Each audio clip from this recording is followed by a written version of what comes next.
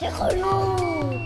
Les contes de loup, Les grenouilles. les contes de loup, les contes de loup, les contes de loup, les contes de loup, les contes de loup, les contes de loup.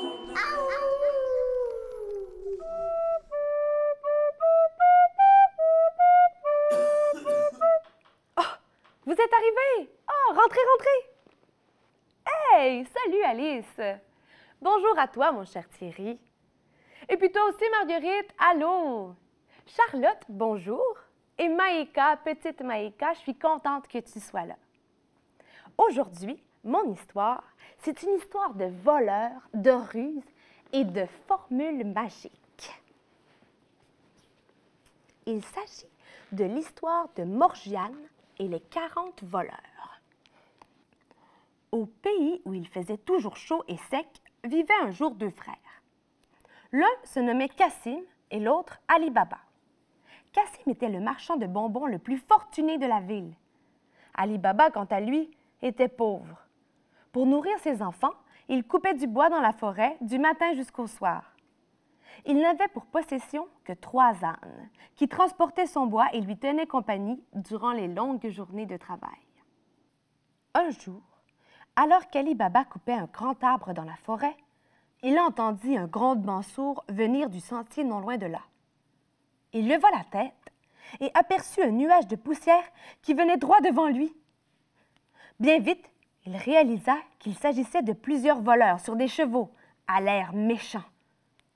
Pris de peur, Ali Baba grimpa à un arbre pour se cacher du convoi qui s'en venait vers lui. Ainsi jouqué, Ali Baba en compta 40. Les voleurs s'arrêtèrent directement sous l'arbre dans lequel il était camouflé. Sa frousse redoubla alors, croyant qu'il l'avait vu. Mais les voleurs ne firent pas attention à lui. Le chef, qu'Ali Baba reconnut à ses vêtements plus riches, se plaça devant un gros rocher près de là. Alors, il se produisit un événement inouï qui transforma la peur d'Ali Baba en stupéfaction. Le chef des voleurs cria « Sésame, ouvre-toi » Et, comme si le roc n'avait entendu que cela, une porte apparut et s'ouvrit d'elle-même dans le rocher, découvrant un passage vers une vaste caverne. Puis, les voleurs y entrèrent et la porte se referma derrière eux.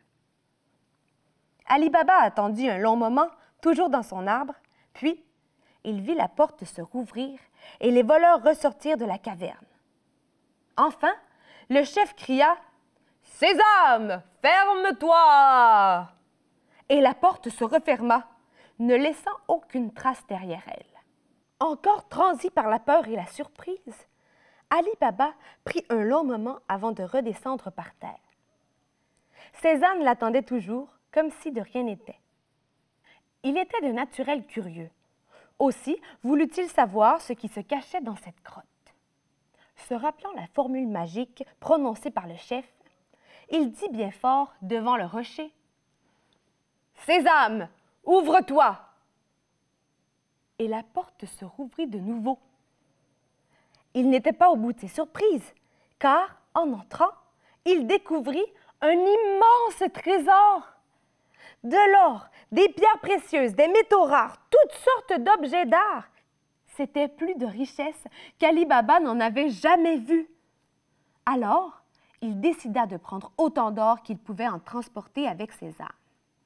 Il s'en retourna ensuite à sa maison, sans oublier de dire « Sésame, ferme-toi » pour refermer l'entrée de la caverne. Le lendemain, il alla voir son frère pour lui raconter son aventure. Celui-ci voulut savoir où se trouvait la caverne et comment on y entrait.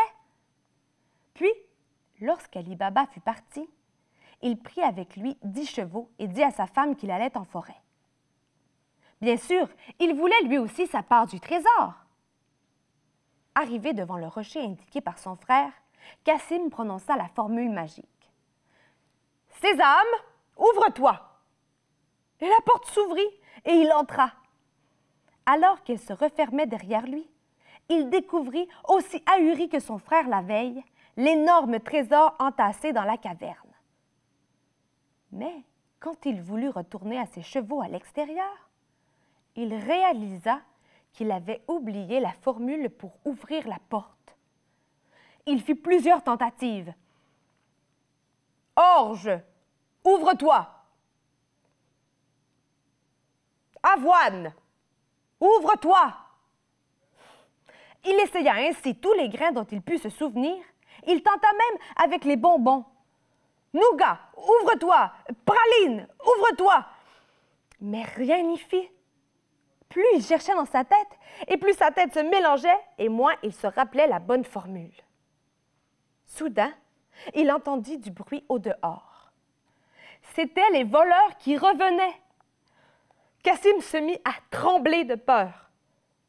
Lorsque la porte s'ouvrit, il courut vers la sortie le plus vite qu'il put. Il renversa le chef, mais les autres le rattrapèrent et le punirent en le coupant en 4 morceaux. Le chef ordonna de cacher les morceaux dans la caverne, puis ils quittèrent les lieux. Le soir venu, la femme de Cassim vint voir Ali Baba. Elle était morte d'inquiétude, car la nuit était tombée maintenant et son mari n'était toujours pas revenu. Quand elle lui dit qu'il était parti dans la forêt, Ali Baba comprit tout de suite où il était allé. Aidé de ses 3 ânes et d'une lampe, il se rendit dans la caverne secrète pour y découvrir, bien tristement, les morceaux de son frère. Il pleura alors en pensant qu'on ne devrait jamais mourir pour un trésor, aussi gros soit-il. Enfin, il ramena le corps de son frère à la maison et annonça, à regret, la nouvelle à sa femme. C'est ici qu'entre en scène Morgiane, la servante de Cassim, qui était futée comme 10. Elle voulut qu'on puisse enterrer son ancien maître dignement, sans pourtant éveiller les soupçons. Elle alla donc voir Abdel Mustapha, le cordonnier qui ouvrait sa boutique avant tout le monde. En le payant bien, elle lui banda les yeux et le fit venir à la maison pour qu'ils recousent ensemble les morceaux de Cassim. Quand il eut fini, elle le remercia, puis lui rebanda les yeux afin de le ramener à sa boutique. Ainsi, son maître put recevoir de belles funérailles. De leur côté, les voleurs réalisèrent bientôt que le corps n'était plus dans la caverne. Il devait donc y avoir une autre personne au courant de la cachette, qui était venue le chercher. Il fallait agir. Le chef décida qu'on irait dans la ville afin de voir si on ne parlait pas d'un événement extraordinaire qui pourrait les mettre sur la piste du complice. Dès l'aube, il passa les portes de la ville et entra dans la seule boutique ouverte, celle d'Abdel Mustapha. Il lui dit « Vieil homme, cela doit être bien difficile à ton âge de travailler avec si peu de lumière. » Alors, le cordonnier lui répondit « Vieux toi-même, j'ai encore de meilleurs yeux que les tiens. La preuve, j'ai recousu un corps dans une maison encore plus sombre et pas plus tard que la semaine passée. » Le chef comprit qu'il avait trouvé ce qu'il cherchait. « Pourrais-tu me mener jusqu'à cette maison? »« Pour sûr non, on m'a bandé les yeux pour y aller et pour en revenir. » Mais le chef avait une idée. Il banda les yeux d'Abdel Mustapha et lui dit de marcher aussi longtemps que la dernière fois. Le cordonnier, qui comptait tout, la quantité de souliers qu'il faisait, le nombre de mousses de nombril et celui de ses pas, sut exactement se rappeler combien il en avait fait pour se rendre chez Cassim. Il s'arrêta donc devant la bonne maison, retira son bandeau et dit « Pour sûr, c'est ici. » Le chef demanda alors à ses voleurs d'aller acheter 20 ânes et 40 outres à huile qu'on attacherait à eux. Dans chacune des 39 premières outres, il y cacha un voleur. La dernière seulement contenait vraiment de l'huile. Déguisé ainsi en marchand d'huile, il se présenta chez Cassim, où Ali Baba demeurait maintenant, pour y demander l'hospitalité pour la nuit. Ali Baba, qui était un homme bon, lui ouvrit sa porte avec plaisir, le reçut à manger et discuta avec lui jusqu'à tard dans la nuit. Cependant, les ânes étaient dans la cour, avec les outres attachées à eux. Le chef avait averti ses voleurs de se tenir prêts. Le plan était celui-ci. Avant le lever du jour, il donnerait un signal Et alors, les voleurs sortiraient de leurs outres et iraient éliminer Ali Baba. Morgiane, de son côté, trouvait que ce marchand était bien louche. Sans savoir dire pourquoi, elle ne lui faisait pas confiance. Elle eut bientôt l'occasion de savoir pourquoi. Durant la soirée, sa lampe manqua d'huile. Elle voulut alors se servir dans les outres du vendeur. Elle sortit dehors et s'approcha de la première. En s'approchant, elle entendit venir de l'intérieur « C'est le moment !» Une autre servante aurait pris peur et se serait sauvée, mais pas Morgiane. Elle comprit tout de suite le subterfuge élaboré par les voleurs. Alors, en prenant sa plus grosse voix, elle répondit « Pas encore, mais bientôt !» Elle fit de même avec les 38 autres restantes, puis elle remplit son seau d'huile à la dernière, la seule qui en contenait réellement, et rentra. Elle fit alors un grand feu dans le poêle afin de faire chauffer l'huile, puis elle l'amena dehors encore bouillante. Elle s'approcha de la première outre et en versa un peu à l'intérieur. Le voleur qui s'y trouvait fut instantanément brûlé.